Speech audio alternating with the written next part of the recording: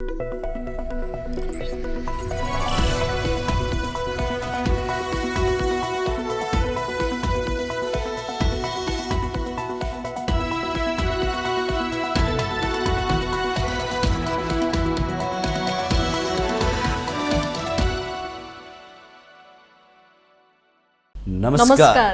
Mountain समाचारमा स्वागत छ। म भवानी अधिकारी र म खगेन्द्र विष्ट। सुरुमा अहिलेसम्मका मुख्य समाचार।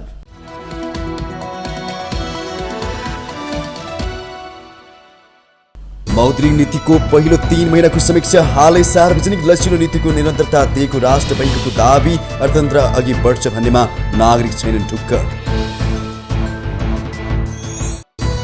राजनैतिक दबावमा परेर बीआरआई अन्तर्गतका परियोजना पूरा गर्न ऋण लिनु नहुने विज्ञहरूको सुझाव। आर्थिक लाभ हुने परियोजनाहरूको पहिचान गरेर मात्र ऋण लिन पर्ने। उद्योग मन्त्री दामोदर भण्डारीको रोहबरमा सिमेन्टको मूल्यमा उद्योगी र निर्माण व्यवसाय बीच सहमति। काठमाडौँमा ओपीसी सिमेन्ट प्रतिबरा 700 र पीपीसी सिमेन्ट 600। नेपाल र एडीबी बीच यान्त्रिक सिंचाई नवप्रवर्धन र जलवायु प्रतिरोधी परिदृश्य परियोजना सम्झौता। 21 अर्ब 23 करोडको सहुलियत पुनः ऋण र अनुदान सम्झौतामा हस्ताक्षर। आन्तरिक रोजगार महाशाखा खडा गरेर स्वदेशमै रोजगारी दिने श्रम मन्त्री भण्डारीको प्रतिबद्धता। चर्चा कमाउन मात्रै निर्णय नगर्न उद्योग वाणिज्य महासङ्घका अध्यक्ष ढकालको आग्रह।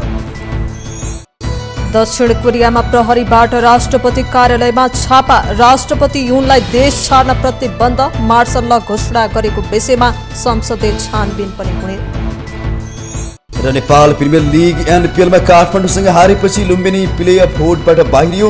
जनकपुरको अपराजित यात्रामा पूर्णविराम लगाएर सुदूरपश्चिम शीर्ष स्थानमा।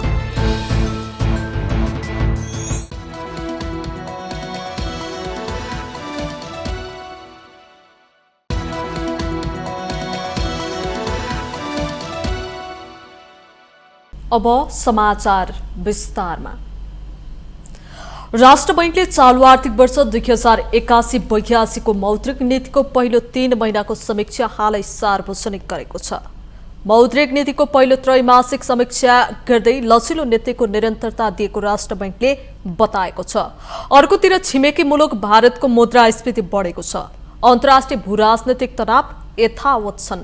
यस्तो अवस्थामा राष्ट्र बैंकले भने जस्तो गरी अर्थतन्त्र सहज तरिकाले अगाडि बढ्छ भनेर अनुमान गर्न आम नागरिकले सकिरहेका छैनन्।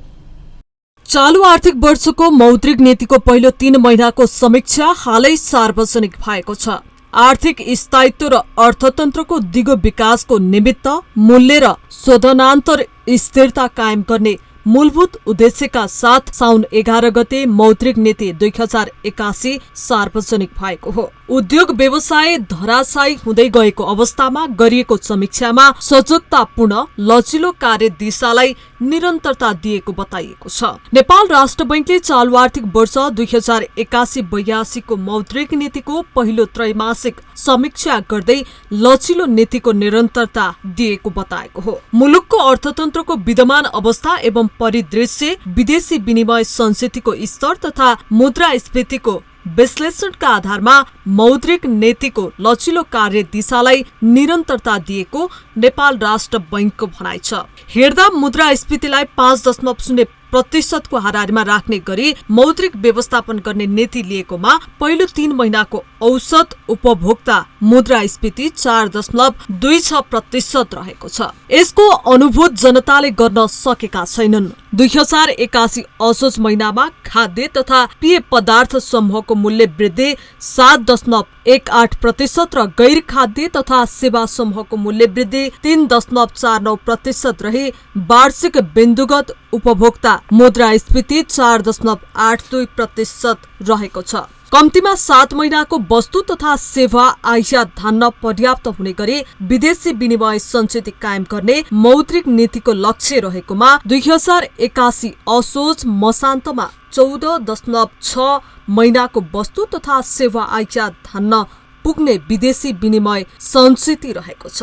ठूलो विदेशी मुद्रा सञ्चितले अर्थतन्त्रमा सकारात्मक र नकारात्मक दुवै प्रभाव पार्न सक्छ। यस्तै गत असोजमा आएको भीषण वर्षा र बाढीबाट करिब 46 अर्बको आर्थिक क्षति भएको र सरकारले सडक मार्ग लगायतका पूर्वाधारको मर्मत तथा प्राकृतिक विपत्तिपछिको पुनः निर्माणका लागि उल्लेख्य खर्च गर्नुपर्ने भएकाले सार्वजनिक वित्त व्यवस्थापनमा केही चाप पर्ने राष्ट्र बैंकले मौद्रिक नीतिको समीक्षामा उल्लेख गरेको छ। तथापि भौतिक पूर्वाधार निर्माणमा गरिने खर्चले अर्थतन्त्रका अन्य क्षेत्रहरू चलायमान बनाउन उल्लेख्य सहयोग पुग्ने र त्यसबाट लगानीका लागि बैंक कर्जाको माग समेत बढ्ने अनुमान राष्ट्र बैंकको छ। चालू आर्थिक वर्षको पहिलो त्रैमाससम्म मुद्रास्फीति लक्षित सीमाभित्र रहेको भारतमा पछिल्लो समय खाद्यान्न समूहको मुद्रास्फीतिमा चाप पर्न गई विगत 2 महिनादेखि समग्र मुद्रास्फीति बढेको अधिकांश केन्द्रीय बैंकहरूले नीतिगत दर घटाउन शुरू गरेको अवस्थामा समेत मुद्रास्फीतिमा चाप कायम रहेको कारण भारतीय रिजर्भ बैंकले नीतिगत दरलाई यथावत राखेको उल्लेख गरेको छ। छिमेकी मुलुक भारतको मुद्रास्फीति बढेको छ। अन्तर्राष्ट्रिय भूराजनैतिक तनाव यथावत छन्। यस्तो अवस्थामा समीक्षा मार्फत राष्ट्र बैंकले जहिले पनि अनुमानमा धेरै आशा जगाउने प्रयास गर्छ। यस पटकको अनुमानले पनि राष्ट्र बैंकले भने जस्तो गरी अर्थतन्त्रमा सहज तरिकाले अगाडि बढ्छ भनेर अनुमान गर्न आम नागरिकले सकिरहेका छैनन्। Belt and road initiative BRI अन्तर्गत ऋण लिँदा आर्थिक लाभ हुने परियोजनाहरूमा मात्र लिनुपर्ने विज्ञहरूले सुझाव दिएका छन्। बुधबार ललितपुरमा आयोजित अन्तर्क्रिया कार्यक्रममा विज्ञहरूले भावनात्मक बहाकाप र भूराजनीतिक दबावमा परेर BRI अन्तर्गतका परियोजना पूरा गर्न ऋण लिन नहुने सुझाव दिएका हुन्। राजनीतिक विश्लेषक अरुण सुवेदीले BRI अन्तर्गत चीनको वित्तीय संस्थाहरूबाट लगानी हुने भएकाले ऋण वा अनुदानको बहस नै आवश्यक नभएको तर्क गर्नुभयो। उहाँले चीनले विगतमा पनि नेपाललाई 9 अर्ब रुपियाँ अनुदान सहयोग गरेको उल्लेख गर्दै रोड कनेक्टिभिटीका लागि अनुदान सहयोग गर्ने विश्वास व्यक्त गर्नुभयो। उहाँले नेपालले आर्थिक लाभ हुने परियोजनाहरूको पहिचान चीनिया सरकारको मैत्रीपूर्ण उपस्थितिमा र मतलब प्राविधिक सरसहयोगमा समेत प्रोजेक्ट आइडेन्टिफाई हुन्छ र आइडेन्टिफाई भएको प्रोजेक्टलाई लगानी भनेको चाहिँ चीनको वित्तीय क्षेत्रबाट हुन्छ, बैंक र वित्तीय संस्थाहरूबाट। अब बैंक र वित्तीय संस्था चाहिँ तपाईलाई अनुदान दिन बसे आएनन् क्या, दे आर कमर्सियल एन्टिटी। तपाईलाई फाइदा हुन्छ लिनुहोस्, हुँदैन यस सरी नमस्कार गर्नुहोस्, यो बहसको विषय नै होइन। र जहाँसम्म जबकि यो कमर्सियल एन्टिटीबाट तपाईँलाई कर्जा आउँछ भन्ने कुरो यसको अरू ठाउँको अभ्यासबाट तपाईँ जानकार हुनुहुन्छ भने म छक्क परिरहेको छु। यो अनुदानको बहस किन गरिरहेको? अनुदान भनेको चीन सरकारले अनुदान 9 अरब दिएकै छ, पहिले पनि कति अरब दिन्छु भनेकै छ यार। उहाँले नेपालले आर्थिक लाभ हुने परियोजनाहरूको पहिचान गरेर मात्र ऋण लिन उपयुक्त हुने बताउनुभयो। कार्यक्रममा परराष्ट्र मामिलाका जानकार हिरण्यलाल श्रेष्ठले नेपालले BRI परियोजना कार्यान्वयन गर्दा त्यसले पार्ने भूराजनीतिक प्रभावबारे सोच्न आवश्यक रहेको औल्याउनुभयो। उहाँले नेपालले तिर्न सक्ने उत्पादनशील क्षेत्रमा ऋण लिनुपर्ने बताउनुभयो। उहाँले BRI परियोजना अन्तर्गत केरुङ काठमाडौँ आउने रेललाई लुम्बिनीसँग जोडेर अन्तर्राष्ट्रिय पर्यटनको केन्द्रको रूपमा स्थापित गर्नुपर्ने सुझाव दिनुभयो। उहाँले तिब्बत विश्वकै पर्यटन हबको रूपमा विकास भएको उल्लेख गर्दै पर्यटकहरूलाई नेपाल ल्याउने गरी काम गर्नुपर्नेमा जोड दिनुभयो। अर्को कुरा के छ भन्दाखेरि ऋण लिनु हुन्छ कि हुँदैन, कस्तो लिने भन्दाखेरि मेरो त क्लियरली भनाइ छ। नेपालले तिर्न सक्ने प्रोडक्टिभ प्रोजेक्टमा ऋण लिने हो, पर्पिचुअल डिपेन्डेन्सीको लागि होइन, इकोनोमिकली सेल्फ रिलायन्सतिर जान सक्ने। त्यो भनेको के भन्दाखेरि रसुवाबाट आउने रेल काठमाडौँ मात्र नभनिकन पोखरा र लुम्बिनी जानुपर्छ, लग्नुपर्छ। अनि लुम्बिनी भने इन्टरनेसनल टुरिज्मको सेन्टर, अनि तिब्बत चाहिँ अहिले वर्ल्ड टुरिज्मको सेन्टर एट्र्याक्सन भएको छ। मेनल्यान्डबाट तिब्बत आउने र एक्सटर्नल टुरिस्टको 20% मात्र लुम्बिनी आउँछु भनेर आयो भने त्यो रेल त खचाखच आउने जाने। परराष्ट्र मामिला जानकार राष्ट्रिय योजना आयोगका पूर्व उपाध्यक्ष डाक्टर गोविन्द पोखरेलले BRI को कार्यान्वयन गर्दा नेपालको भू राजनीतिक अवस्था र व्यवस्थामा कुनै असर नपर्ने गरी जानुपर्ने धारणा राख्नुभयो। उहाँले दूरगामी प्रभाव हेरेर मात्र BRI परियोजना अन्तर्गत ऋण वा अनुदान लिनुपर्ने बताउनुभयो। रेलवे निर्माण गर्न सक्ने नेपालको आर्थिक हैसियत तत्कालको अवस्थामा नभएकोले त्यसको विकल्पका खोजी गर्दै भैरवादेखि तिब्बतसम्म सडक मार्ग बनाउनु पर्ने उहाँको धारणा छ। त्यसमा हामी भावनामा नबगौँ। हाम्रो आर्थिक हैसियत अवस्थाको मैले पहिले नै चित्रण गरेँ, त्यो अवस्थाबाट अझ तल नखस्क्यौँ र भोलि हामी नाम नलिउँ यी दुईटा शक्तिवान राष्ट्र र यी राष्ट्रहरूको प्रगतिबाट एक प्रकारले इन्भे भएको पश्चिमा राष्ट्रहरूको इन्ट्रेस्टमा को चपेटामा परेर नेपालले धेरै चिज गुमाउन नपरोस्। त्यसैले समदुरी होइन दुवैसित चाहिँ हामीले आफ्नो यो भू राजनीतिक अवस्थालाई ध्यानमा राखेर मुख्य कुरा हाम्रो राष्ट्र र हाम्रो व्यवस्था लोकतान्त्रिक व्यवस्था जुन हाम्रो हामी त स्वतन्त्र छौँ नि, अरू देशको हेर्नुहोस् न एसियाभन्दा सबभन्दा बढी स्वतन्त्रता भएको देश हाम्रो हो। BRI अन्तर्गतका परियोजनाहरूमा लगानी चीन सरकारले नभई चीनका वित्तीय संस्था र बैङ्कहरूले गर्ने भएकाले उनीहरूले गर्ने अनुदान पाउने सम्भावना कम रहेको उहाँको भनाइ छ। उद्योग वाणिज्य तथा आपूर्ति मन्त्री दामोदर भण्डारीको रोहबरमा सिमेन्टको मूल्यमा उद्योगी र निर्माण व्यवसायी बीच सहमति भएको छ। उद्योगीले मिलोमतोमा सिमेन्टको भाव बढाएको भन्दै निर्माण व्यवसायीले नकिने घोषणा गरेपछि उद्योग मन्त्रीको रोहबरमा बुधबार सरकार, सिमेन्ट उद्योगी र निर्माण व्यवसायी बीच भएको छलफलमा सिमेन्टको भावको विषयमा सहमति कायम भएको हो। नेपाल निर्माण व्यवसायी महासंघका अध्यक्ष रवि सिंहले पनि सिमेन्टको भावको विषयमा सहमति भएको जानकारी दिनुभयो। सिमेन्ट उद्योगीहरू काठमाडौँमा ओपीसी सिमेन्ट प्रति बोरा 700 रुपियाँमा र पीपीसी सिमेन्ट प्रति बोरा 600 रुपियाँमा दिन तयार भएको बताउनुभयो। उहाँका अनुसार काठमाडौँ उपत्यकामा अब 600 रुपियाँमा पीसीसी सिमेन्ट उपलब्ध हुनेछ। आफूहरूले सिमेन्ट उद्योगहरू धराशायी हुने गरेर बजार भाव नघटाउन र निर्माण व्यवसायलाई मार पर्ने गरी नबढाउन सुझाव दिएको सिंहको भनाइ छ। अत्यधिक रूपमा उहाँहरूले मूल्य घटाएको कारणले गर्दाखेरि अत्यधिक घाटा बेहोर्नु परेको कारणले गर्दाखेरि उहाँहरूले चाहिँ सहमति गरेर जुन मूल्य समायोजन गर्नुभएको छ। हाम्रो सुझाव चाहिँ उहाँहरूलाई के छ भने अत्यधिक घटेर सिमेन्ट उत्पादक उद्योगीहरू धराशायी हुने गरेर बजारमा चाहिँ बजार पनि गर्नु भएन र त्यो घाटालाई पूर्ति गर्नलाई उहाँहरूले जुन कटेलिङ गरेर अहिले चाहिँ मूल्य चाहिँ 700 रुपियाँभन्दा बढी फ्याक्ट्रीमा पुर्याउनु भएको छ, त्यसलाई चाहिँ समायोजन गर्नु पर्यो भन्ने हिसाबमा चाहिँ मन्त्रीज्यूको रोहबरमा हामीले छलफल गऱ्यौँ र एकदमै सौहार्दपूर्ण हिसाबले आफ्नो तर्फबाट समस्याहरू राख्ने कामहरू भएको छ र अब यही अनुसार उहाँहरूले काठमाडौँमा 700 रुपियाँमा ओपीसी सिमेन्ट उपलब्ध गराउने र 600 रुपियाँमा पीपीसी सिमेन्ट उपलब्ध गराउने भन्ने जुन हाम्रो बिचमा सहमति भएको छ। मन्त्री भण्डारीले गराएको छलफलमा वाणिज्य सचिव गोविन्द कार्की र वाणिज्य विभागका महानिर्देशक राजन पौडेल पनि सहभागी हुनुहुन्थ्यो। प्रधानमन्त्री केपी शर्मा ओली समक्ष राष्ट्रिय सूचना आयोगका नवनियुक्त प्रमुख आयुक्त डाक्टर सुरेश प्रसाद आचार्यले पद तथा गोपनीयताको शपथ लिनुभएको छ। प्रधानमन्त्री निवास बालोटारमा बुधबार आयोजित एक कार्यक्रम बीच प्रधानमन्त्री ओलीले प्रमुख आयुक्त आचार्यलाई शपथ गराउनु भएको हो। प्रधानमन्त्रीको उपस्थितिमा प्रमुख आचार्यले नवनियुक्त आयुक्तहरू गगन विष्ट र दुर्गा भण्डारीलाई शपथ गराउनु भयो। कार्यक्रममा सञ्चार तथा सूचना प्रविधि मन्त्री पृथ्वीसुब्बा गुरुङ, मन्त्रालयका सचिव राधिका अर्याल लगायतको उपस्थिति रहेको थियो। शपथपछि शुभकामना दिँदै प्रधानमन्त्री ओलीले संविधानमा व्यवस्था भएको मौलिक हकका रूपमा सूचनाको हकको कार्यान्वयन र उपयोगका लागि आयोगको भूमिका प्रभावकारी हुनुपर्ने बताउँदै असम्बन्धित व्यक्तिले अनेक सूचना मागेर सरकारका कामलाई अलमल्याउने प्रवृत्तिलाई प्रोत्साहन गर्न नहुने बताउनुभयो। उहाँले लोकतन्त्रको उपयोग गर्दा आफ्ना न्यायोचित हक अधिकारको उपयोग गर्नुपर्ने तर लोकतन्त्र र अराजकतालाई छुट्याएर काम गर्नुपर्नेमा जोड दिनुभयो। श्रीलङ्काका लागि प्रस्तावित नेपाली राजदूत पूर्णबहादुर नेपालीको संसदीय सुनवाई सुरु भएको छ। बुधबार सिंहदरबारमा बसेको संसदीय सुनवाई समितिमा श्रीलङ्काका लागि प्रस्तावित राजदूत पूर्णबहादुर नेपालीको संसदीय सुनवाई गरेको हो। सरकारले पूर्णबहादुर नेपाली प्रजातान्त्रिक समाजवादी गणतन्त्र श्रीलङ्काको लागि नेपालको आवश्यक राजदूत पदमा नियुक्तका लागि सिफारिस गरिएको हो। समिति सभापति ईश्वरी देवी नेउपानेले प्रस्तावित राजदूत नेपालीको संसदीय प्रक्रिया सुरु भएको र विद्युतीय सञ्चार माध्यममा प्रस्तावित राजदूतको नाम प्रकाशन गर्न समिति सचिवलाई निर्देशन दिनुभयो।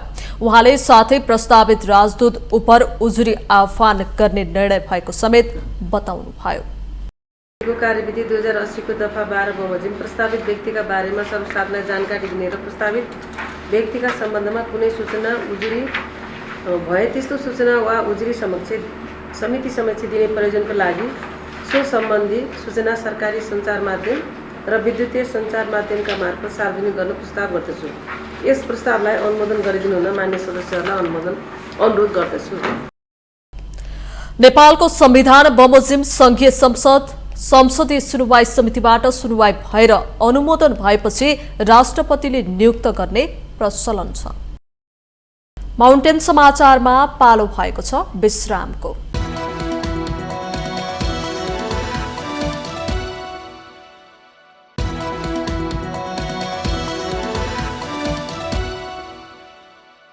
विश्रामपछि स्वागत छ बाँकी समाचार। नेपाल र एसियाली विकास बैंक एडीबी बीच आन्तरिक सिंचाई नवप्रवर्तन परियोजना MIIP र जलवायु अनुकूल परिदृश्य र जीवनयापन सम्बन्धी सम्झौता पत्रमा हस्ताक्षर भएको छ। बुधबार अर्थ मन्त्रालयमा नेपाल र एडीबी बीच परियोजनाका लागि 15 करोड 70 लाख अमेरिकी डलर 21 अर्ब 23 करोड रुपियाँ बराबरको सहुलियतपूर्ण ऋण र अनुदान सम्झौतामा हस्ताक्षर भएको हो। MIIP कार्यान्वयनका लागि 1 करोड 50 लाख अमेरिकी डलर 2 अर्ब नेपाली रुपियाँ अनुदान र 11 करोड अमेरिकी डलर 14 अर्ब 88 करोड रुपियाँ बराबर ऋण सम्झौतामा अर्थ सचिव डाक्टर रामप्रसाद घिमिरे र नेपालका लागि एडीबीका देशीय निर्देशक अर्नाउट कचोइसले हस्ताक्षर गर्नुभयो। परियोजना मार्फत किसानलाई आफ्नो खेतको आवश्यकता अनुसार पानीको पहुँच प्रदान गर्न अनुमति दिने प्रिपेड कार्ड प्रणाली सहित उन्नत सिंचाई प्रविधिहरू प्राप्त हुने विश्वास लिएको छ। आयोजना मध्य प्रदेशका रौतहट र सर्लाही लगायतका जिल्लामा लागू हुने र यसबाट 1,21,000 भन्दा बढी किसान लाभान्वित हुने विश्वास गरिएको छ। Another innovative aspect of this project is the design, build and operate modality, along with the establishment of an irrigation management company to oversee the sustainability of the groundwater irrigation systems in the districts of Rohtak and Sarlai in Madhya province. I believe this will lead to significant improvement in the agricultural productivity and also the food security. Moving on to the climate resilient landscapes and livelihood project, this initiative is of great importance as we confront with the challenges of climate change and water security, particularly in the Karnali and Sudur Paschim provinces. यसैगरी एडीबीका देशीय निर्देशक अर्नाउटमा देशीय निर्देशक काउचोइसले नेपालको विकास लक्ष्यहरूलाई समर्थन गर्ने बताउनुभयो। विशेष गरी जलवायु अनुकूल कृषि उत्पादकत्व र पानी सुरक्षाको क्षेत्रमा सहयोग पुर्याउने प्रतिबद्धता जनाउनुभयो। Needed to transform the agriculture sector in Nepal. Optimum pricing of water will also ensure that farmers do not overuse this precious irrigation water, which has been a systematic issue in countries where irrigation water, particularly groundwater irrigation, is with subsequent tremendous decline of groundwater tables, leading to very important development problems.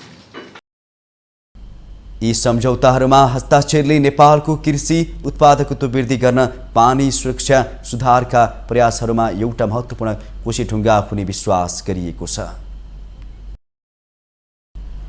श्रम रोजगार तथा सामाजिक सुरक्षा मन्त्री शरद सिंह भण्डारीले आन्तरिक रोजगार महाशाखा स्थापना गरी स्वदेशमा रोजगारीको वातावरण बनाउने प्रतिबद्धता जनाउनु भएको छ।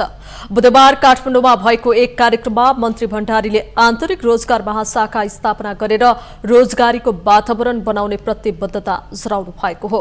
उहाँले श्रम रोजगार तथा सामाजिक सुरक्षा मन्त्रालय संरचनाको चरणमा रहेको उल्लेख गर्नुभयो। मन्त्रालयको संरचना निर्माणका लागि ONM को प्रस्ताव मन्त्री परिषदमा पुगेको बताउनुभयो। उहाँले श्रम रोजगार तथा सामाजिक सुरक्षा मन्त्रालयले वैदेशिक रोजगारीको मात्रै काम गरेको जस्तो देखिएकाले आन्तरिक रोजगार महाशाखा स्थापना गर्न लागि जानकारी गराउनुभयो। सरकारले रोजगार दिने नभई रोजगारीको वातावरण मात्रै निर्माण गरिदिने र रोजगारी निजी क्षेत्रले दिने मन्त्री भण्डारीले स्पष्ट पार्नुभयो। अब यो आन्तरिक रोजगार महाशाखाले चाहिँ नि मुलुकभित्रका रोजगारका चाहिँ नि सम्भावनाहरूलाई चिन्ताएर प्रवर्धन गर्ने, त्यसलाई आइडेन्टिफाई गर्ने, प्रवर्धन गर्ने, त्यसलाई अगाडि बढाउने हो। र त्यो सिलसिलामा सबै यहाँहरूलाई थाहा छ कि सरकारले रोजगार दिने होइन, फेरि सरकारले फेसिलिटेसन गरिदिने हो। रोजगार भनेको रोजगारदाताले हो र रोजगारदाता भनेको संसारभरि प्राइभेट सेक्टर नै हुन्छ। संसारले लोकसेवाबाट केही व्यवस्थापन गर्ने होला, तर त्यो चाहिँ होइन त्यहाँ। र रोजगार भन्ने बित्तिकै फेरि एउटा परिभाषा हामीले त्यो स्पष्ट गर्नै पर्छ। रोजगार भनेको सरकारी जागिर पाएपछि मात्र रोजगार, बाँकी सब बेरोजगार भन्ने जुन परिभाषा छ त्यो चाहिँ होइन। कार्यक्रममा नेपाल उद्योग वाणिज्य महासंघका अध्यक्ष चन्द्रप्रसाद ढकालले चर्चा कमाउनका लागि निर्णय नगर्न सरकारको ध्यानाकर्षण गराउनुभयो। चर्चाका लागि गरिने निर्णयले क्षणिक फाइदा मात्रै हुने र नतिजा आउन नसक्ने अध्यक्ष ढकालको भनाइ छ। उहाँले वैदेशिक रोजगारीमा फ्री भिसा, फ्री टिकटको नारा चर्चा कमाउनका लागि मात्रै भएको दावी गर्नुभयो। अब फ्री टिकट फ्री भिसा भनेर भन्यो हजुरको होइन, यहाँ अब वैदेशिक रोजगारको चाहिँ मलाई साथी पनि हुनुहुन्छ होइन। त्यो मेरो एउटा चाहिँ आग्रह के हो भने कहिलेकाहीँ यो पपुलर चाहिँ नाराको लागि चाहिँ हामी रियल एउटा चाहिँ वास्तविक अवस्थाभन्दा नि फरक प्रकृतिको चाहिँ डिसिजन गरिराखेको चाहिँ हुन्छौँ मान्य मन्जु। म मान्य मन्जुलाई के आग्रह गर्न चाहन्छु भने पपुलर डिसिजन भन्दा पनि रियल चाहिँ भन्नाले हजुरले गर्ने डिसिजन चाहिँ इम्प्लिमेन्ट र त्यसबाट रिजल्ट आउने चाहिँ हिसाबको डिसिजन गर्नुपर्छ भन्ने चाहिँ मलाई लाग्छ पोलिसीको चाहिँ हिसाबले। अध्यक्ष ढकालले सरकारबाट दिने तालिमहरूले सिपयुक्त जनशक्ति तयार हुनुपर्नेमा जोड दिनुभयो। वन तथा वातावरण मन्त्री ऐन बहादुर शाही ठकुरले नेपालले पर्वतीय क्षेत्रमा सामना गरेका जलवायु परिवर्तनका चुनौतीहरू डरलाग्दो रहेको बताउनु भएको छ। बुधबार ललितपुरमा अन्तर्राष्ट्रिय पर्वतीय दिवसको अवसरमा आयोजित कार्यक्रमलाई सम्बोधन गर्दै मन्त्री ठकुरले पर्वतीय क्षेत्रमा सामना गरेका जलवायु परिवर्तनका डरलाग्दा चुनौतीहरू रहे पनि सम्बोधन गर्न नसकिने किसिमका नरहेको उल्लेख गर्नुभएको हो। उहाँले पर्वतीय इकोसिस्टमको संरक्षण गर्नका लागि पर्वतीय समुदायको क्षमता विकास र आवश्यकता पहिलो प्राथमिकता भएको उल्लेख गर्नुभयो। मन्त्री ठकुरीले हिमाली क्षेत्रको जैविक विविधता संरक्षण, स्थानीय समुदायको जीविकोपार्जनमा टेवा दिन तथा उनीहरूको जलवायु उत्थानशील भविष्यको लागि एकताबद्ध भएर काम गर्न आग्रह गर्नुभयो। उहाँले जथाभावी गरिएका भौतिक विकास, वन अतिक्रमण, वन फडानी, मानव वन्यजन्तु दण्डले हिमालहरू जलवायु जोखिमको चपेटामा परेको बताउनुभयो। हामीले पर्वतीय क्षेत्रमा सामना गरेका जलवायु परिवर्तनका चुनौतीहरू डरलाग्दो भए पनि सम्बोधन गर्न नसकिने खालका छैनन्। आज हामी यहाँ यिनै चुनौतीहरूको समाधानका लागि उपस्थित भएका छौँ। पर्वतीय इकोसिस्टमको संरक्षण गर्नका लागि पर्वतीय समुदायको क्षमता विकास र आवश्यकता पहिलो प्राथमिकता भएको तथ्यलाई हामी कसैले पनि भुल्नु हुँदैन। हिमाली क्षेत्रको जैविक विविधता संरक्षण, स्थानीय समुदायको जीविकोपार्जनमा टेवा दिन तथा उनीहरूको जलवायु उत्थानशील भविष्यको लागि एकताबद्ध भएर काम गर्ने पवित्र मार्गहरू निर्माण गर्न यहाँ उपस्थित सबैलाई हार्दिक आह्वान गर्दछु। पर्वतीय संरक्षणको कार्य एक्लो प्रयासले सम्भव नरहेकाले सबै मिलेर पर्वतहरूको संरक्षण गर्नुपर्ने मन्त्री ठकुरीको भनाइ छ। उहाँले जलवायु उत्थानशील भविष्य हासिल गर्न सरकार, अन्तर्राष्ट्रिय संस्था, स्थानीय समुदाय, अनुसन्धानकर्ता, नागरिक समाज र निजी क्षेत्रले हात मिलाएर काम गर्नुपर्ने बताउनुभयो। स्वास्थ्य तथा जनसङ्ख्या मन्त्री प्रदीप पौडेलले सबै कुरा समेटिएको जनसङ्ख्या नीति आवश्यक रहेको बताउनु भएको छ। बुधबार काठमाडौँमा आयोजित एक कार्यक्रममा मन्त्री पौडेलले नीतिले नै देश निर्माणको आधार निर्माण गर्ने भएकाले जनसङ्ख्या नीतिमा सबै कुरा समेटिन आवश्यक रहेको बताउनुभयो। उहाँले जनसङ्ख्या नीति बनाउने प्राथमिकतामा नरहेको भन्दै विश्वविद्यालयमा रहेका जनसङ्ख्या विभागहरूले विशेष पहलमा नीति बनाउनु पर्ने उल्लेख गर्नुभयो। जनसङ्ख्या मन्त्रालयले नीति मात्रै बनाउने हो र कार्यान्वयन गर्ने अर्को निकाय बनाउने भए सुरुवातमै स्पष्ट हुनुपर्ने मन्त्री पौडेलको तर्क छ। नीति बनाउने काम स्वास्थ्य तथा जनसङ्ख्या मन्त्रालयको हो, कार्यान्वयन गर्ने अरू मेकानिजमको हो कि त्यो भनौँ, त्यो कुरामा प्रश्न हुनु पर्यो।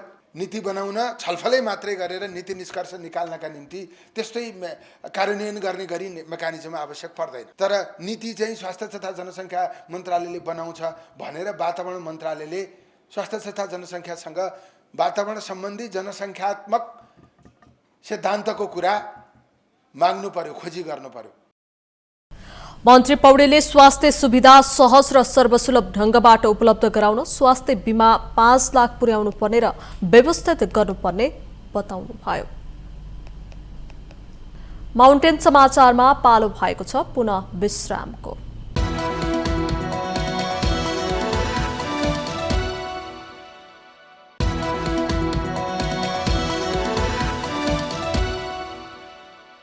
विश्रामपछि स्वागत छ बाँकी समाचार। नेपाल र भारतबीच समान प्रकृतिका कर प्रणाली लागू नहुँदा चोरी तस्करी निरन्तर बढिरहेको छ। सार्वभौम सत्ता सम्पन्न देशका आफ्नै शासन एवं राज्य सञ्चालनका प्रणाली पृथक भए पनि खुल्ला सिमाना भएका कारण तस्करी रोक्न एकल प्रकृतिको कर प्रणाली नै उपयुक्त हुने आर्थिक क्षेत्रका जानकारहरूले बताएका छन्। वीरगञ्जका उद्योगी व्यवसायीले पनि खुल्ला सिमाना नाकाबाट हुने तस्करी नियन्त्रण गर्न भारतले लागू गरेको वस्तु तथा सेवा कर र भन्सार मूल्याङ्कन प्रणाली बीच तालमेल हुनुपर्ने माग गरेका छन्। भारत सरकारले कार्यान्वयन गरेको वस्तु तथा सेवा कर र भन्सार मूल्याङ्कन प्रणालीमा एकरूपता नहुँदा सीमावर्ती क्षेत्रमा चोरी तस्करीका घटना बढेको उनीहरूको गुनासो छ। वर्षमा रहेको ७ प्रहरी बलले चालु आर्थिक वर्षको पहिलो 4 महिनामा भन्सार छलेर भित्राइएका 15 करोड 18 लाख रुपैयाँका सामान नियन्त्रणमा लिएको छ भने 2 करोड 64 लाख 30 हजार 149 मूल्यका बिल बीजक नभएका सामान बरामद गरेको छ। निर्माणाधीन तनहुँ जलविद्युत आयोजनाको भौतिक प्रगति 63% पुगेको छ। 140 मेगावाटको उक्त आयोजनाको आर्थिक प्रगति भने 58% रहेको नेपाल विद्युत प्राधिकरणले जनाएको छ। प्राधिकरणका अनुसार मुख्य संरचनालाई 3 प्याकेजमा विभाजन गरी निर्माण भइरहेको छ। तनहुँको रिसिङ गाउँपालिका 1 र ब्यास नगरपालिका 5 को सिमाना भएर बग्ने सेती नदीमा 140 मिटर उचाइको मुख्य बाँध निर्माण गरिनेछ। प्याकेज 1 अन्तर्गत मुख्य बाँधको तल्लो तह क्षेत्रमा ग्राउन्डिङ भइरहेको छ। क्रसर तथा चिस्यान प्लान्ट स्थापना गरी तयारी अवस्थामा राखिएको छ। मुख्य बाँध निर्माण छिट्टै सुरु गर्न लागि प्राधिकरणले जनाएको छ। प्याकेज 1 को निर्माण प्रगति करिब 36% छ। प्याकेज 1 को निर्माण सुङदा कर्पोरेसन, भियतनाम, कालिका कन्स्ट्रक्सन नेपालले गरिरहेका छन्। सामुदायिक विकास कार्यक्रम अन्तर्गत आयोजना प्रभावित क्षेत्रमा हालसम्म 63 वटा परियोजना सञ्चालन गरिएको छ। आयोजना प्रभावित को जीविकोपार्जन तथा आय आर्जन वृद्धिका लागि विभिन्न सेवामूलक तालिमहरू सञ्चालन भइरहेको प्राधिकरणले जनाएको छ। बाढीले क्षतिग्रस्त बिपी राजमार्गको अध्ययन अन्तिम चरणमा पुगेको छ। बढीमा 1.5 साताभित्र अध्ययन प्रतिवेदन आउने सडक विभागले जनाएको छ। तत्काल निर्माण थाल्न भने बजेटको समस्या भएको छ। बजेटका लागि गृह मन्त्रालय अन्तर्गतको राष्ट्रिय विपद जोखिम न्यूनीकरण तथा व्यवस्थापन प्राधिकरणको विपद व्यवस्थापन कोषमा रहेको बजेट माग गर्ने बारे छलफल भइरहेको सडक विभागले जनाएको छ। विपद जोखिम न्यूनीकरण तथा व्यवस्थापन राष्ट्रिय परिषदको अध्यक्ष प्रधानमन्त्री केपी शर्मा ओली हुनुहुन्छ। यसबारे प्रधानमन्त्री ओली र अर्थमन्त्री विष्णुप्रसाद पौडेलले चासो दिएकाले प्राधिकरणको कोषको बजेटबाट निर्माण थाल्ने बारे छलफल गरिएको हो। प्रारम्भिक अध्ययनमा बिपी राजमार्ग बनाउन करिब 7 अर्ब रुपियाँ लाग्ने अनुमान गरिएको छ। 3 वर्षभित्र सक्ने गरी निर्माण थालिने बताइएको छ। यस्तै ठेक्का प्रक्रिया पूरा गर्न 3 महिना लाग्ने र आगामी वैशाखभित्र काम सुरु गर्ने योजना रहेको प्राधिकरणले जनाएको छ। काभ्रे भन्ज्याङ नेपाल थुक खण्डको 12 किलोमिटर सडकमा गत असोज 10 गतेदेखि 12 सम्म आएको बाढी पहिरोले क्षति गरेको छ। करिब 20 वर्ष लगाएर यसको निर्माण गरिएको थियो। राजधानीलाई पूर्वी तराईसँग जोड्ने गरी सन् 1996 मा यो सडक निर्माण सुरु गरेर 2015 मा सम्पन्न गरी नेपाललाई जापानले हस्तान्तरण गरेको थियो। प्रदर्शनी मार्गमा बनेको नवनिर्मित भवनबाट नेपाल रेड क्रस सोसाइटीको रक्त सञ्चार सेवा सुरु भएको छ। 2072 सालको महाभूकम्पले क्षति पुगेपछि सोल्टी मोडमा अस्थायी संरचना बनाई सेवा दिँदै आएको नेपाल रेड क्रसले अब नयाँ भवन सेवा प्रदान गर्न सुरु गरेको हो।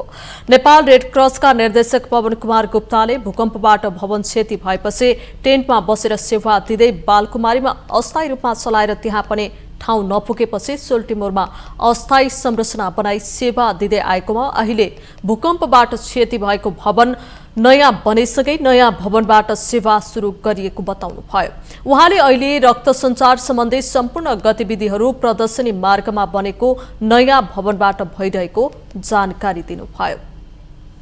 हामी आफ्नै नेपाल रेड क्रस सोसाइटीको केन्द्रीय कार्यालयको हाताभित्र भवन प्रिफ्याब भवनबाट सेवा सुरु गरियो हैन। त्यहाँबाट पनि लगभग 5 वर्ष जति सेवा दियो र यो बीचमा यो बिल्डिङ जुन थाई रेड क्रसको सहयोगमा बन्दै थियो यो कम्प्लिट भएर आयो र यही मङ्सिर 2081 सालको मङ्सिर 10 गतेबाट पूर्ण रूपमा हामी यहाँबाट सेवा सुरु गर्यो। नेपाल रेड क्रस सोसाइटीको केन्द्रीय रक्त सञ्चारको जति पनि गतिविधिहरू छ त्यो सम्पूर्ण गतिविधिहरू अब यो मङ्सिर 10 गतेबाट यहाँबाट सुरु गरेका छ। यो साबिकै ठाउँ हो। केन्द्रीय रक्त सञ्चार सेवा लामो समयदेखि यहीँबाट चलिरहेको थियो र आफ्नै साबिकको ठाउँमा फर्कियो। नेपालमा जो पनि व्यक्ति रगत भन्ने कुरा यो प्रदर्शनी मार्गलाई बुझ्छ र यो यहाँ आइसके पछाडि सेवाग्राहीको लागि सबभन्दा ठुलो एडभान्टेज भएछ। नेपाल रेड क्रसले नेपालमा पहिलो पटक 2023 साल साउन 12 गते काठमाडौँमा बेर अस्पतालले उपलब्ध गराएको सानो कोठाबाट रक्त सञ्चार सेवा सुरु गरेको हो। अहिले मापदण्ड पूरा गरेर सेवा दिने अवस्थामा आइपुगेको निर्देशक गुप्ताले बताउनुभयो। प्रदर्शनी मार्गमा सेवा सुरु भएसँगै रक्त सङ्कलनमा समेत वृद्धि भएको उहाँले बताउनुभयो। हामीसँग आर्थिक अन्तर्राष्ट्रिय र खेल समाचार बाँकी नै छन्। माउन्टेन समाचारमा पालो भएको छ पुनः विश्रामको।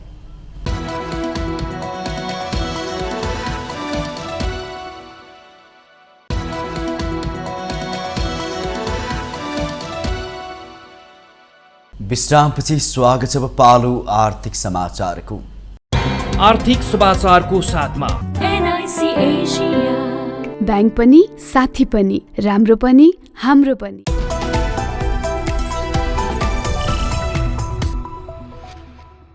नेपाल जगत तथा आवास विकास महासङ्घको तेस्रो महासभा मङ्सिर 28 गते काठमाडौँमा हुने भएको छ। महासङ्घको तेस्रो महासभाको उद्घाटन प्रधानमन्त्री केपी शर्मा ओलीले गर्ने तय भएको अध्यक्ष भेषराज लोहनीले जानकारी दिनुभयो। महासङ्घले विगतदेखि उठाइरहेका घर जग्गा कारोबारलाई व्यवस्थित बनाउने विषयका प्रस्तावहरू नै महासभामा गरिनेछ। अध्यक्ष लोहनीले महासङ्घको महासभाको तयारी समेत पूरा भएको बताउनुभयो। सभाले नयाँ नेतृत्व चयन गर्नेछ।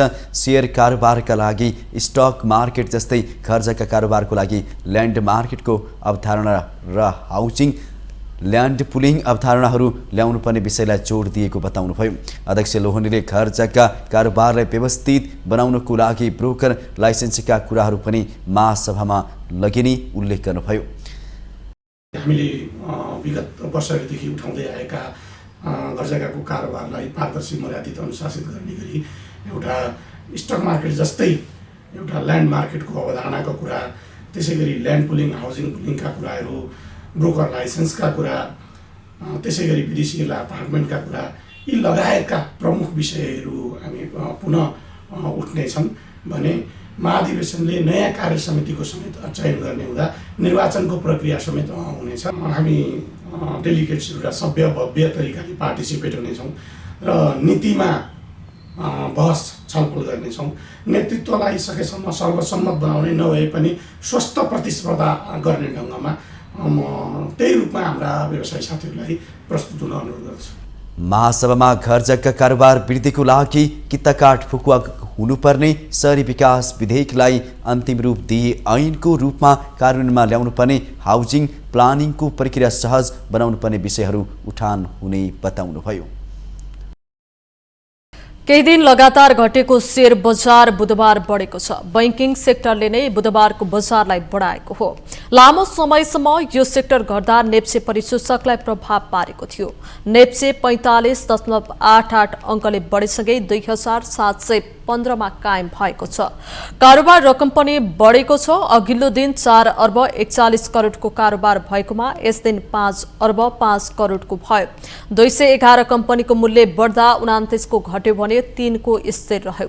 यस दिन बैंकिङ सेक्टर सबैभन्दा धेरै 3.43% ले बढ्यो। नेप्सेको तुलनामा बैंकिङ सेक्टर दोब्बरले बढेको हो। विकास बैंक 1.63, फाइनान्स 1.83, होटल तथा टुरिज्म 1.05, हाइड्रो पावर 1.96, लगानी 0.79, जीवन बीमा 1.07, उत्पादन 0.60, माइक्रो फाइनान्स 0.42, निर्जीवन बीमा 1.03, अन्य 0.57 र व्यापार समूह 1.56% ले बढे। खानेखोला हाइड्रो पावरको मूल्य 10% ले घट्यो। जोशी हाइड्रोको 8.2, महिला लघु वित्तको 6.2 तथा उपकार लघु वित्तको मूल्य 4.6% ले घट्यो। कारोबार रकमका आधारमा Janaki finance, river falls power, NRN infrastructure, Joshi hydro power र एचआइडिसिएल क्रमशः अगाडि रहे। अब पालो अन्तर्राष्ट्रिय समाचारको।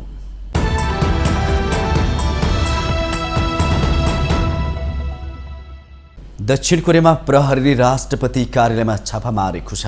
राष्ट्रपति युन सुक युलले गत साता लगाएको संक्षिप्त सैन्य कानुनका सम्बन्धमा जारी अनुसन्धान अन्तर्गत बुधबार राष्ट्रपतिको सरकारी कार्यालयमा छापा मारेको प्रहरीले जनाएको छ। उच्च तहमा हुने भ्रष्टाचार अनुसन्धान निकाय CIOले पर्याप्त प्रमाण जुटेको अवस्थामा राष्ट्रपतिलाई नियन्त्रणमा लिन सकिने जनाएको छ। 6 घण्टामा नै फिर्ता लिएको मार्शल ल सम्बन्धी सामग्री खोज्नका लागि अनुसन्धानकर्ताहरू पुग्दा राष्ट्रपति युन भने कार्यकक्षभित्र नरहेको अन्तर्राष्ट्रिय सञ्चार माध्यमहरूले जनाएका छन्। राष्ट्रपति कार्यालयका साथै प्रहरी मुख्यालय, सोल मेट्रोपोलिटन पुलिस र संसद प्रहरी गार्ड्सको कार्यालयमा पनि छापा मारेको छ। मार्शल लगाइएको विषयमा अनुसन्धान जारी रहेको भन्दै न्याय मन्त्रालयले यसअघि नै राष्ट्रपतिलाई देश छाड्न प्रतिबन्ध लगाइसकेको छ। मन्त्रालयले राष्ट्रपतिमाथि मार्शल लगाएर देशलाई अराजकतामा धकेलेको आरोप लगाइएको छ। यसैबीच राष्ट्रपति युनलाई अपदस्थ गर्न भन्दै ल्याइएको महाअभियोग प्रस्ताव असफल भए पनि विपक्षी दलहरूले पुनः अर्को प्रस्ताव ल्याउने तयारी गरेको जनाएको छ। सभामुख बुकुन सिकले मार्शल घोषणा गरेको विषयमा संसदीय छानबिन गरिने घोषणा गर्नुभएको छ। यसैबीच राज्यद्रोहको आरोपमा गिरफ्तार गरिएका तत्कालीन रक्षा मन्त्री किम योङ ह्युनले कारागारमै आत्महत्याको असफल प्रयास गरेको समाचार छ। अहिले उहाँको स्वास्थ्य अवस्था स्थिर रहेको कोरियाली समाचार माध्यमहरूले जनाएका छन्। अमेरिकाले युक्रेनलाई 20 अर्ब डलर सहयोग गर्ने भएको छ। अमेरिकाले रुसबाट जफत गरेको सम्पत्तिबाट युक्रेनलाई 20 अर्ब डलर सहयोग दिने भएको अन्तर्राष्ट्रिय सञ्चार माध्यमहरूले जनाएका छन्। यो आर्थिक सहायता 50 अरब डलर प्याकेजको एक भाग हो, जसको घोषणा G7 समूहका सदस्य देशहरूले जुनमा गरिसकेका छन्। अमेरिकी ट्रेजरी सेक्रेटरी जेनेट एलेनले जफत गरिएका सम्पत्तिबाट आर्थिक सहायता दिनेको मतलब रुसले आफ्नो अवैध युद्धको मूल्य चुकाउनु पर्ने भएको स्पष्ट गर्नुभएको छ। अमेरिकाले 20 अर्ब डलरको रकम विश्व बैंकको कोषमा जम्मा गरिसकेको र त्यहीबाट त्यो पैसा युक्रेनलाई उपलब्ध गराउनेछ। अमेरिकामा हालसालै सम्पन्न निर्वाचित राष्ट्रपति डोनाल्ड ट्रम्पले कार्यभार सम्हाल्ने बित्तिकै रुस युक्रेन युद्ध सकेसम्म चाँडो अन्त्य गर्ने भनिसक्नु भएको छ। यही अवस्थामा अमेरिकाले युक्रेनलाई यो सहयोग घोषणा गरेको हो। ट्रम्पले युक्रेनलाई दिने सहयोगलाई अमेरिकी स्रोतमा बोझ भनेर टिप्पणी गरिसक्नु भएको छ। ट्रम्पको यस बयानपछि नयाँ प्रशासनमा युक्रेनलाई आर्थिक सहायता जारी रहन्छ कि रहँदैन भन्ने बारे शंका उत्पन्न भएको छ। अब पालो खेल समाचारको। काठमाडौँ गोर्खासँग 18 रनले पराजित भएपछि Lumbini lions Nepal premier league एनपिएलको लिग चरणबाटै बाहिरिएको छ। 6 खेल खेलिसकेको लुम्बिनीले जम्मा 1 खेल जित्दा 5 खेलमा हार बेहोरेको कारण लिग चरणबाटै बाहिरिएको हो। काठमाडौँले भने 4 खेलमा दोस्रो जित हात पारेर 4 अङ्क खातामा जोडेको छ। काठमाडौँले प्ले अफ सम्भावना पनि कायम राखेको छ। काठमाडौँले दिएको 104 रनको सामान्य लक्ष्य पछ्याएको लुम्बिनी 19.2 ओभरमा सबै विकेट गुमाएर 85 रनमा अल आउट भयो। लुम्बिनीका लागि सन्दीप जोराले 29 बल खेल्दै 2 चौका मद्दतमा सर्वाधिक 26, उन्मुक्त चन्दले 14 र सूर्य तामाङले अभिजित 11 रन जोडे। बाँकी खेलाडीले दोहोरो अङ्कमा रन जोड्न सकेनन्। काठमाडौँका कप्तान करण केसीले 4 ओभरमा 16 रन खर्चेर 4 विकेट लिए। दिपेश गणेलले किफायती बलिङ गर्दै 4 ओभरमा 6 रन मात्र खर्चेर 3 विकेट लिए। जेरार्ड एरास्मसले 2 विकेट लिए। त्यसअघि कीर्तिपुर स्थित टियु अन्तर्राष्ट्रिय क्रिकेट मैदानमा टस जितेर पहिले ब्याटिङ गरेको काठमाडौँले 9.2 ओभरमा सबै विकेट गुमाएर 103 रन बनायो। काठमाडौँका भीम सार्केले 31, डान डौतबेटले 21, प्रतीक श्रेष्ठले 20 र स्टेफेन इस्किनाजीले 13 रन बनाए। लुम्बिनीका 7 बिन जफरले 3 तथा रामोन सिमोन्डस र अभिशेष गौतमले 2 विकेट लिए।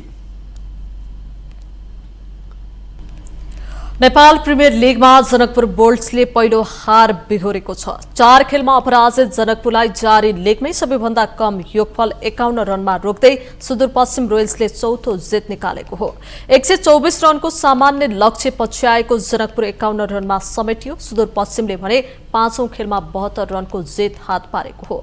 जितसँगै सुदूरपश्चिम नेट रन रेटका आधारमा अङ्क तालिकाको शीर्ष स्थानमा उक्लिएको छ। जितको लागि 124 रनको सहज विजय लक्ष्य पछ्याएको जनकपुर 13 ओभरको पहिलो बलमा नै 51 रनमा अल आउट भयो। यो एनपिएलमा अहिलेसम्मकै कम योगफल हो। यसअघि चितवनले पोखरालाई 74 रनमा समेटेको थियो। जनकपुरका पहिलोदेखि 6औं कुनै पनि ब्याटरले दोहोरो रन छुन सकेनन्। 37 रन बनाउँदा 6 विकेट गुमाएको जनकपुरका लागि कुनै पनि खेलाडीले टिकेर खेल्न सकेनन्। जनकपुरका जोसुवा ट्रम्पले सबैभन्दा बढी 13 रन बनाए। यसबाहेक कसैले पनि दोहोरो रन जोड्न सकेनन्। सुदूरपश्चिमका हरमित सिंह, दिपेन्द्र सिंह ऐरी र ईशान पाण्डेले 2-2 विकेट लिए। पहिलो ब्याटिङ गरेको सुदूरपश्चिमले 20 ओभरमा सङ्घर्ष गर्दै 9 विकेटको नोक्सानीमा मात्र 123 रनको कम योगफल तयार पार्यो। सुदूरपश्चिमका सेफ जेब र विनोद भण्डारीले पहिलो विकेटको लागि 55 रनको साझेदारी गरे। सेफ 51 रनमा आउट भएपछि सुदूरको विकेट पतन सुरु भएको हो। बाँकी 68 रन जोड्ने क्रममा सबै खेलाडी आउट भए। विनोद भण्डारीले 33 रन बनाए। दिपेन्द्र सिंह एरी रनको खाता नखोली आउट हुँदा सुदूर थप दबावमा पर्यो। जनकपुरका किशोर महतोले 4 ओभरमा 35 रन खर्चेर 4 विकेट लिए। यसैगरी शेर मल्ल र अरनिको यादवले समान 2-2 विकेट लिए। पहिलो हार बिहोरेको जनकपुरका कप्तान अनिल शाहको प्रतिक्रिया यस्तो छ। जुन हिसाबले हामी सुरु गरेको थियौँ टुर्नामेन्ट, त्यो हिसाबले त चेसेबल विकेट थियो जस्तो लागिरहेको थियो। तर विकेटको दोष दिनुभन्दा पनि हामीले चाहिँ सर्ट सेलेक्सनहरूमा ध्यान दिनुपर्ने छ। किनभने यदि राम्रोसँग हेर्नु पर्यो भने यो विकेटले गर्दा आउट भएको छैन। कोही पनि सिधा बलहरूमा आउट भएको छैन। अनि त्यो दिमागमा सायद त्यो टर्न भइरहेछ, धेरै घुमिरहेछ, धेरै स्लो छ, त्यसरी सोचेर सायद खेलेर त्यो सर्ट सेलेक्सन अलिकति भएन राम्रो। त्यही भएर हामी चाहिँ चुकिन्छ। खेलमा 3 विकेट लिएका सुदूरपश्चिमका बलर ईशान पाण्डे जितप्रति निकै खुसी भएका छन्। पक्कै पनि हामीलाई कहिले पनि हामीलाई डाउटै थिएन। किनभने त्यहाँ ब्याटिङ गर्दा पनि हरेकजनाले ब्याटिङ गर्दाखेरि सबैलाई देखि नै रहेको थियो कि बल कतिको फसिरहेछ। अनि बिहान ब्याटिङ गर्न टफ पनि थियो। अनि बिहान हामीले 110, 115 क्रस गर्ने बित्तिकै we were I guess 60-70% up उनीहरूभन्दा। अनि त्यसपछि बलिङ मात्रै राम्रो एरियाजमा पिच गर्ने स्ट्राटेजी थियो। बिहिबार जनकपुर र काठमाडौँ तथा विराटनगर र पोखरा बीच खेल हुनेछ। खेल समाचारसँग हामी माउन्टेन समाचारको अन्त्यमा आइपुगेका छौँ। जाँदै मुख्य समाचार पुनः एकपटक।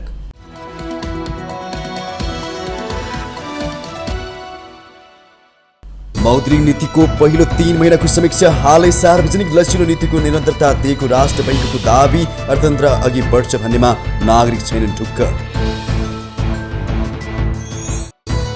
भू-राजनैतिक दबावमा परेर बीआरआई अन्तर्गतका परियोजना पूरा गर्न ऋण लिनु नहुने विज्ञहरूको सुझाव। आर्थिक लाभ हुने परियोजनाहरूको पहिचान गरेर मात्र ऋण लिन पर्ने।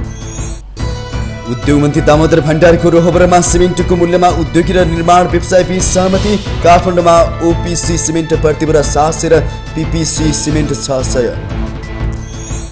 नेपाल र एडीबी बीच यान्त्रिक सिंचाई नवप्रवर्धन र जलवायु प्रतिरोधी परिदृश्य परियोजना सम्झौता। 21 अर्ब 23 करोडको सहुलियत पुनः ऋण र अनुदान सम्झौतामा हस्ताक्षर। आन्तरिक रोजगार महाशाखा खडा गरेर स्वदेशमै रोजगारी दिने श्रम मन्त्री भण्डारीको प्रतिबद्धता। चर्चा कमाउन मात्रै निर्णय नगर्न उद्योग वाणिज्य महासङ्घका अध्यक्ष ढकालको आग्रह। दक्षिण कोरियामा प्रहरीबाट राष्ट्रपति कार्यालयमा छापा। राष्ट्रपति युनलाई देश छाड्न प्रतिबन्ध। मार्सल ल घोषणा गरेको विषयमा संसदीय छानबिन पनि हुने। र नेपाल प्रिमियर लिग एनपिएलमा काठमाडौँसँग हारेपछि लुम्बिनी प्ले अफ होडबाट बाहिरियो। जनकपुरको अपराजित यात्रामा पूर्णविराम लगाएर सुदूरपश्चिम शीर्ष स्थानमा।